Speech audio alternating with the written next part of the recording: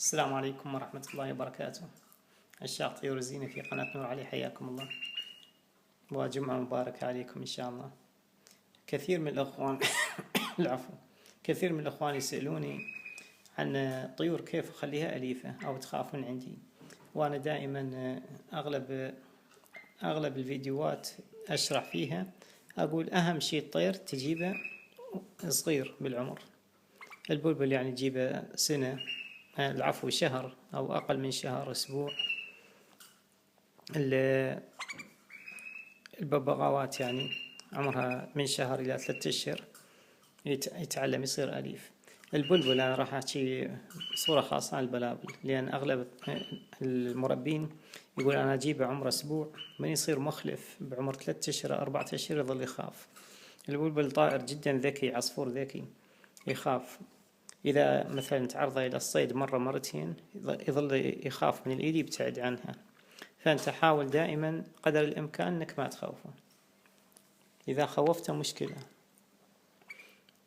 إذا ظل يخاف يعني مثلا أنت ايش راح تسوي؟ تجيب الأكل اللي تحبه، باعتبارك أنت المربي وتعرف شنو يحب شنو يكره البلبل.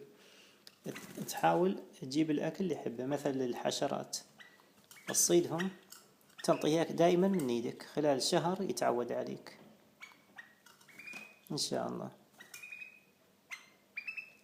وحاول تخليه مكان مرتفع مثلا عن الأطفال إذا عندك، أو مثل البيوت العربية دائما يطبونها القطط البزازين، حاول ترفع عن الأطفال يسوون حركات مفاجئة. البلبل إذا صدرت منك حركة مفاجئة أو صيد، بعض المربين يعني يطلع البلبل خارج القفص وهو بيستعجل يريد يروح مشوار أو شيء، يحاول يصيده رأسا بيده ويطبقه. إذا صدته مرة واحدة البلبل راح يخاف منك شهر كامل، يظل خايف. فحاول قدر الإمكان ما تصيده أبدا. يعني هذه الأنثى أنا ربيتها وهي صغيرة تقريبا عمرها أسبوع، الحد الآن يعني من أطلعها دائما تجي تقعد بهالمكان على الكتف، وأروح حركة لها هاي من تمسح عليها على منقار هالشكل، بهالطريقة تمسح على المنقار، هي هاي الحركة المحببة لها تحبها. فإذا أنت عندك بلبل دائما ما تعرضه للصيد أبدا.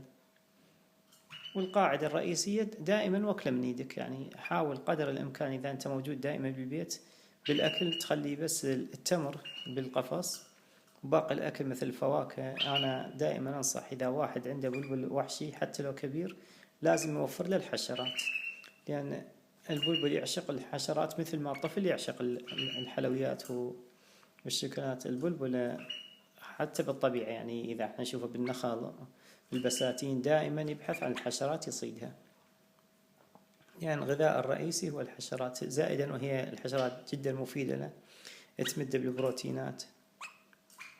وإذا واحد عنده بلابل فرخ أو أنثى تريد تفرخ تنطيها بياض البيض. بياض البيض غني بالبروتين والفيتامينات، فيتامين A وفيتامين B.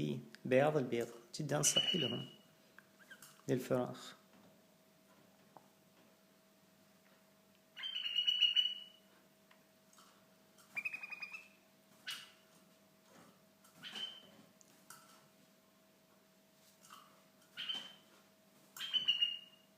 أنا الحين تقريبا عمرها 4 أشهر لحد الآن، جدا أليفة. حتى لو كبرت وفرخت يعني فراخ يصيرون أليفين إذا هم يلاحظون المربي يمسح على أمهم وما تخاف، حتى الفراخ يطمن عليهم يصيرون أليفات.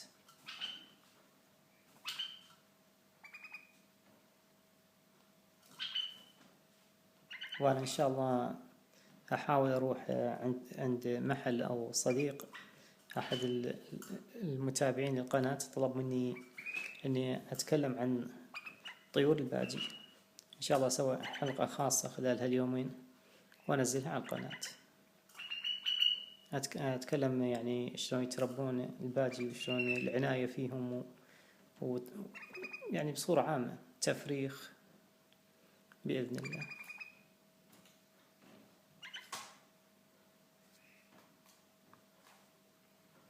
وهي سبحان الله كسرت القاعدة.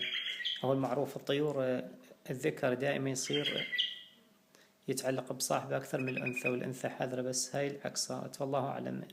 يعني أنا لاحظت هاي أنثى، وسألت خبراء كذا واحد قال لي إنها أنثى.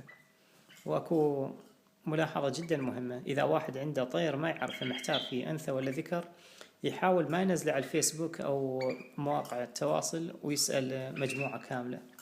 حاول تدزه يعني على الخاص، على خبير تسأله هذا أنثى أو ذكر، يعني تسأله بينك وبينه، إنسان تثق فيه، مثلا 5 خبراء تثق فيهم، لا تدزه بنفس الجروب لهم، لأن بعض المربين إذا واحد قال ذكر يجي الثاني اللي وراه يقول ذكر، والثالث ذكر، ورابع ذكر، يدزه على 5 خبراء يفتهمون بالطيور، مو تسأل عامة الناس اللي ما يعرفون الطيور.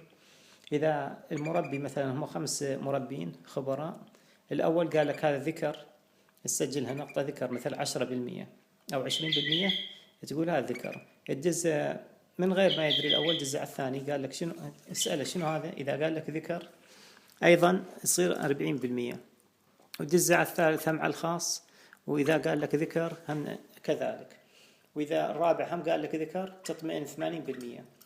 إذا الخامس قال لك أنا شاك فيها أنثى، يعني عندك 80% أن هذا ذكر. أحسن طريقة، لا تعتمد يعني تدز على مجموعة ناس. مثلا أنا قبل أشوف بالفيسبوك واحد ينزل له بلبل، يقول له أخوان هذا نثي لو ذكر، ما أدري يحب يعطونه ملاحظات أو تعليقات، تلقاهم ما شاء الله اللي يعرف واللي ما يعرف كلهم، الأول قال نثية الكل قال نثية، واحد قال ذكر الكل قال ذكر.